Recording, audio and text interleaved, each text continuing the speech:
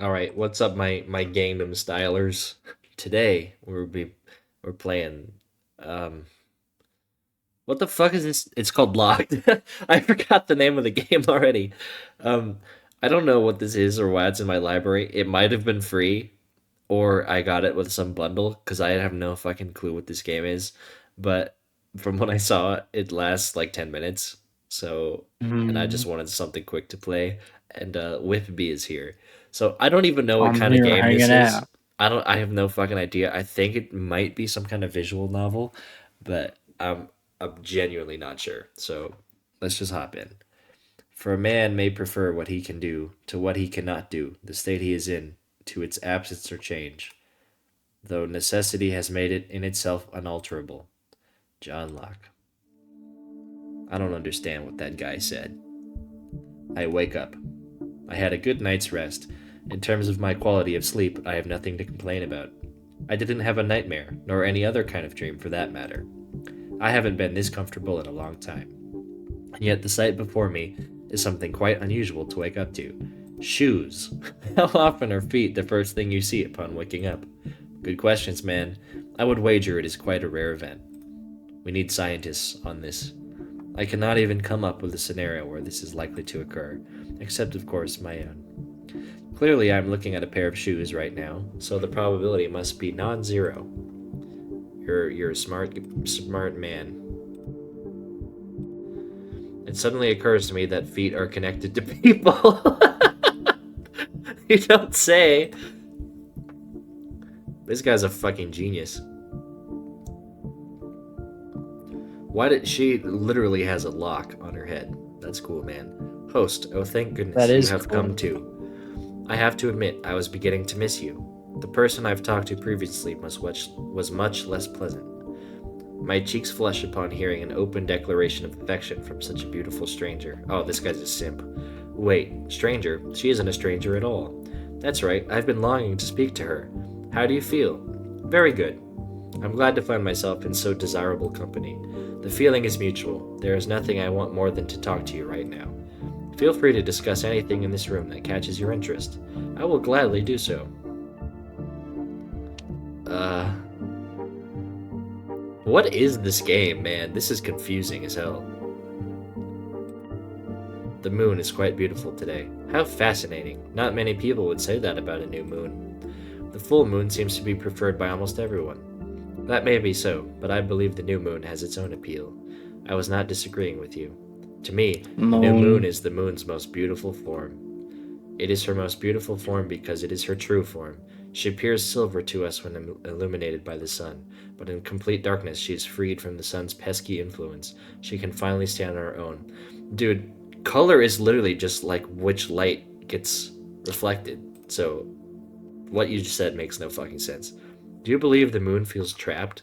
My question causes her to laugh. It is a beautiful, melodious laugh. The moon is but a celestial object. She cannot feel anything. But if I were to trade places with her, I would hate the sun with every fiber of my being. That I am certain of. Don't Okay. be rude. Oh, jeez. I just got an achievement. I have absolutely no desire to leave this place. I should choose something else to talk about. Oh, I can talk about the lock. Or can I? Oh, I got an achievement Lock. for clicking on the lock. What is such an old computer doing here? Is that what that is? Old? Do you characterize it as such due to its size? It is true that, as technology advances, it becomes better at creating more efficient, smaller parts.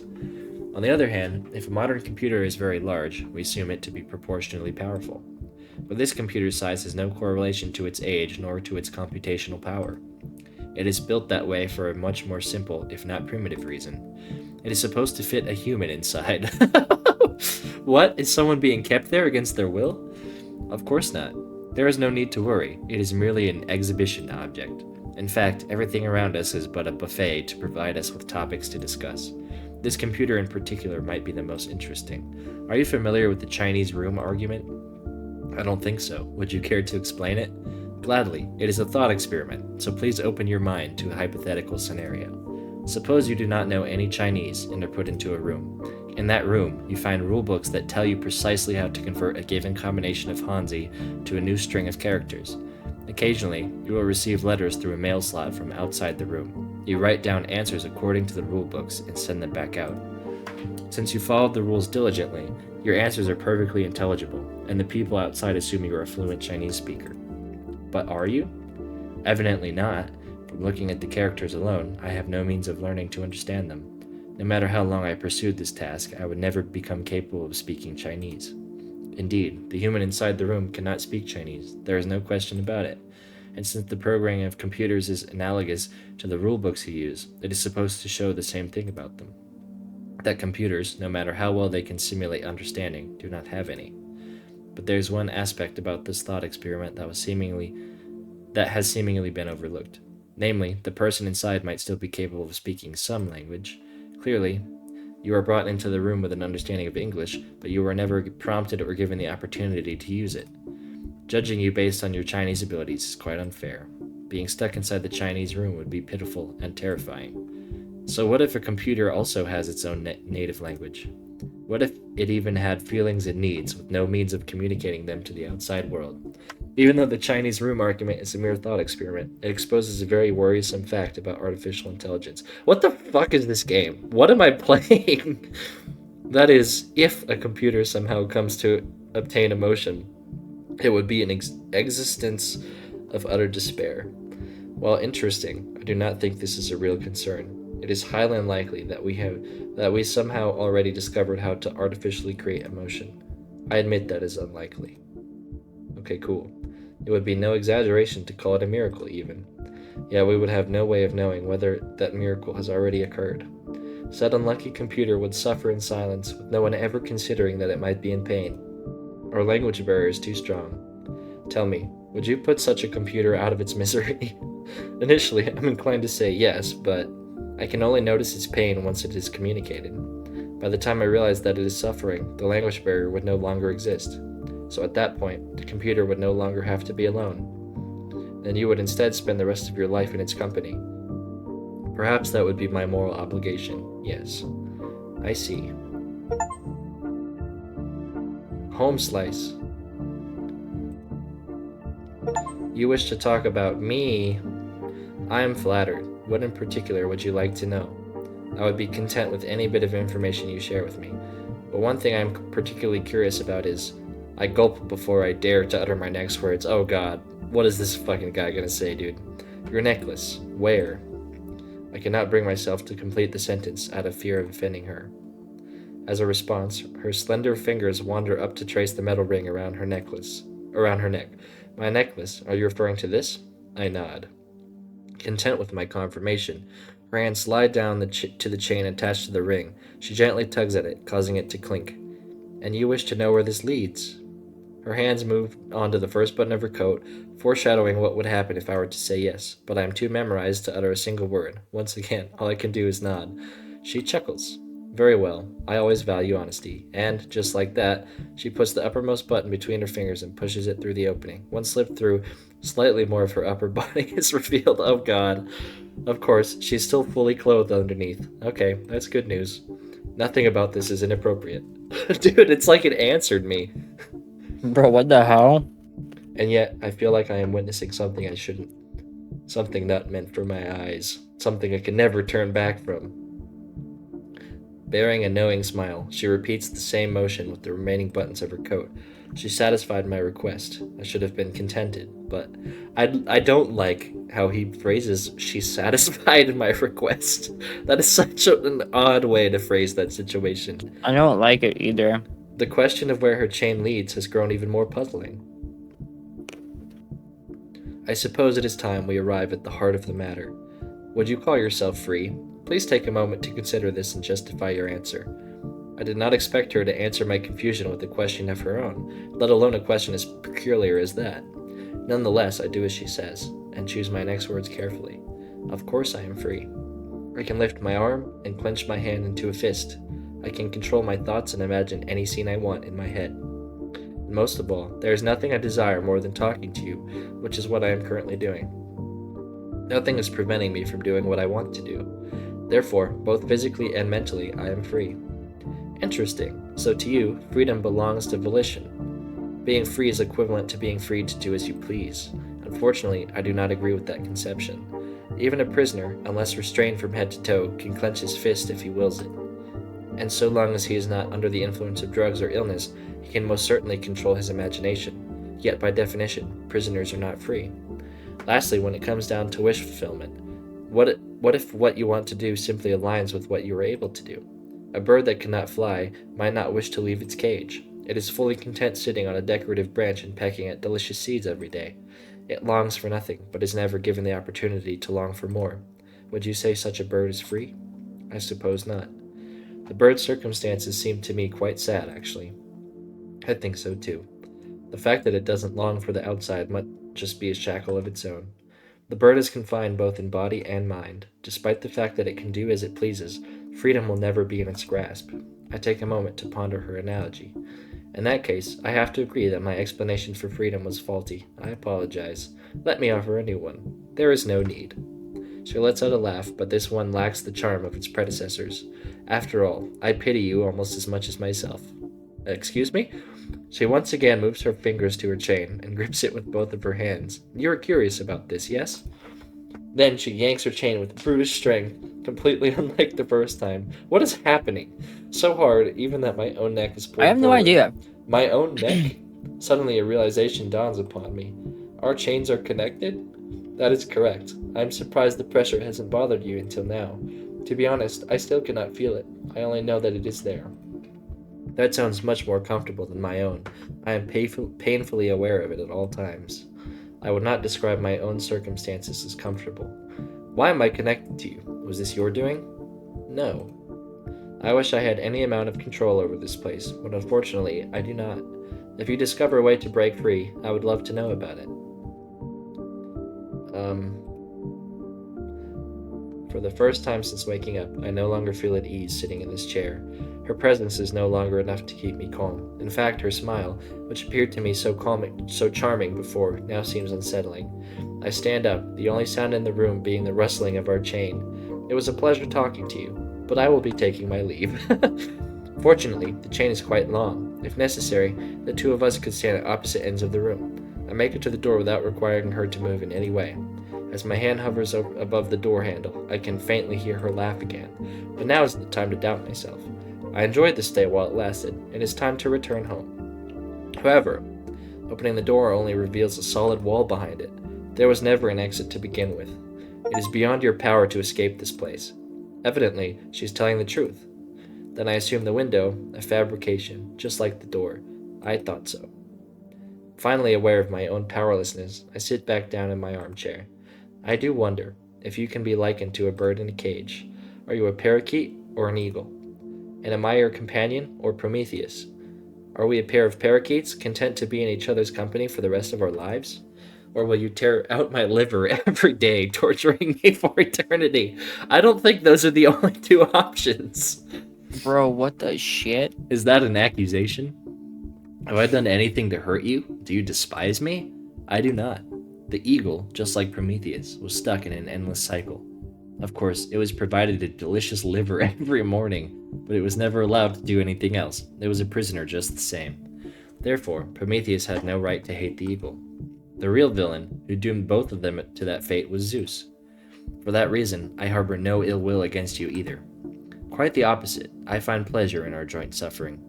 Could you not do that? I don't want you to find pleasure in that because that's weird. Yeah, like that's not what I'm looking for. Yeah, the only person I hate is our Zeus. Our Zeus, some kind of god?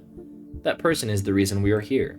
They are watching us from a space we cannot perceive, far beyond our grasp. For what purpose? Enjoyment, I assume. What kind of person would watch something like this for fun? I can only imagine they are a twisted individual. For as long as we are observed, we continue to exist. Does that mean we stop existing if they stop observing us? Most certainly. Can you recall anything about your life before coming here? No. In a way, I feel as though I am a newborn. Not in terms of my body or intellect, but rather when speaking about my memories. I have none. Interesting. It is hard for me to decide which of our fates is worse. How so? Are you different? I possess memories of meeting you over 1,000 times. Every single one of our conversations progress more or less the same way. Perhaps it is because different gods were watching us. They might have different preferences, but the outcome is always the same. Now that I think about it, it is possible that you aren't always you. It could be that I am meeting people that are identical in every way, and yet not the same. But of course, I've already had this realization many times before, and I am destined to continue having it. There's nothing I can do but play along. Are you sure? Is there no way for us to break free? There is none. We exist for this very purpose. Our only options are to continue being observed or to stop existing, and neither of those are under our control. However, lacking control is not the same as lacking power. Even if I can never break free, I wish to cause our God even a fraction of our pain. How can you hope to hurt a God, an all-powerful being? By showing them an even greater power, whose mere existence will make them feel as powerless as us. Just like you are slightly different every time, so is the God watching us. This trick might not work on all of them, but it might work on some. I cannot figure out what this game is trying to tell me. Like, I feel like there's something different going on here, but I can't actually figure out what it is. Like, I'm sure this is an analogy for something, but I can't understand. She takes a deep breath and looks at me full of Yeah, conviction. there's something happening, but I have not a single idea what it's talking about. Yeah, I'm so lost. No, not at me. She's looking in my direction, but at something much further away. Zeus, the fact that I am still talking means you are still watching. I hope you will pay attention to my words and consider them carefully. So the thing is, like, what goes away when you stop watching it? What could that be referring to? Because I don't know.